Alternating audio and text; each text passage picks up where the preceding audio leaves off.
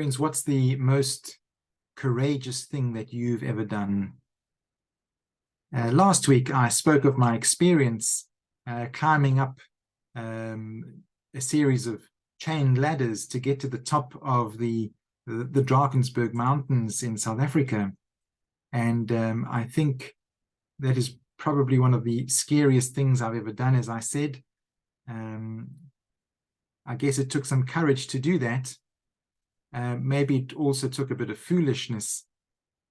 I was helping on a school trip at the time, and so after seeing a bunch of 11 and 12-year-olds climb up ahead of me, I didn't really feel that as one of the adult leaders that I could really back out at that point.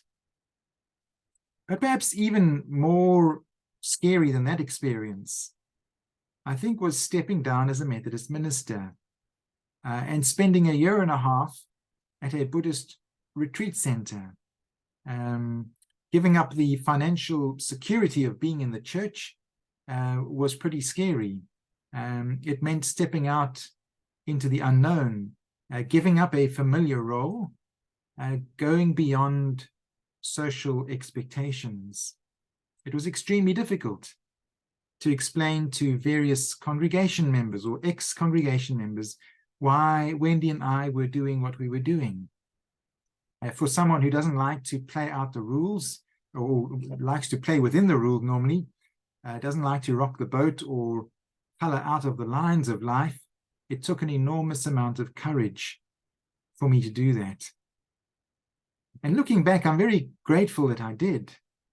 I learned a lot about myself in those 18 months. If I hadn't done it, I'm not quite so sure that I would have been able to go back into full-time ministry a few years later, with a greater depth of insight into myself and even into my own faith. In our passage today, we encounter a number of characters, and each of them in their own way display the quality of courage. Firstly, we encounter Matthew. His act of courage comes as he responds to the call of Jesus to follow him. He leaves all that is familiar behind him, leaving a familiar, comfortable lifestyle. In leaving everything behind to follow Jesus, Matthew leaves behind even his wealth and his financial security. He gives up his financial status as a wealthy tax collector to embark on a journey into the unknown with a penniless religious teacher who was already beginning to receive some opposition. For Matthew, this was surely an act of enormous courage. Franklin D. Roosevelt once said that courage is not the absence of fear, but rather the assessment that something else is more important than fear. To leave behind his life of financial comfort and security must have been a fearful thing for Matthew the tax collector. But perhaps in that moment he realized that there was something bigger at stake, something more important going on than his fear. And that gave him the courage to do it. In the story, Matthew, in a sense, symbolizes the external parts of ourselves, the parts of ourselves entangled in pursuits of material wealth and societal expectations. And like Matthew, we often find ourselves ensnared in the trappings of worldly desires, fixated on amassing possessions and seeking approval from others. But those things don't always meet the deeper needs of our soul or of our longing for purpose, belonging, or inner fulfillment. And so for Matthew, it takes an act of courage to leave everything behind in order to pursue a life of deeper meaning and deeper fulfillment. It was a risk, but perhaps a risk he thought worth taking, rather than sitting in the tax collector's booth for the rest of his life. Next in the story, we encounter the synagogue ruler. He's a man of status, of good standing in the community as a religious leader, unlike Matthew, who was despised. In the case of the synagogue ruler, it takes courage for him to humble himself and to seek help from Jesus, a man who many of his fellow synagogue rulers were skeptical of. But the synagogue ruler overcomes his fear, because again there is more at stake than his ego and his pride. He's desperate to see his daughter live. This desperation gives him the courage to do what perhaps under normal circumstances he would have failed to do. It takes courage to humble oneself enough to say to anybody, I need your help. Thirdly, we encounter the woman who has been bleeding for 12 years. She is a woman who has been living in the shadows of life. Strictly speaking, she was unclean. She shouldn't have been out in public, because according to the religious understanding, she would have made others unclean just by her presence. And so it takes courage for her to come out of the closet of her own home and risk being seen in public, as well as the risk of being told off by those who would have known who she was. It takes courage for her to reach out and to touch the cloak of Jesus. How presumptuous it must have seemed when she could have been accused of making Jesus, the religious teacher, unclean by her own touch. Fourthly, we don't generally consider the courage of Jesus. But if Jesus was fully human, as we are human, as all Christians of all varieties would affirm, then Jesus too acts with courage in this passage.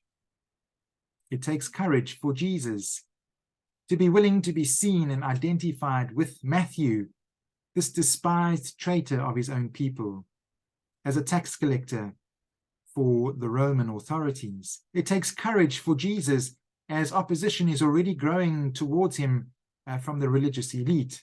It takes courage for him to stick to his convictions, that his primary calling was not to serve those who were well, not to serve the religious establishment and the respectable members of society, but his primary aim was to serve and help those regarded as sinners.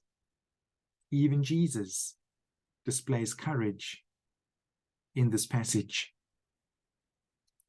And then lastly, I wonder if the lifeless little girl in this passage might be a symbol for us of what can happen when we live without courage. Is it possible that a life that is lived without taking risks, a life that is locked into fear, may lead to a death of the spirit?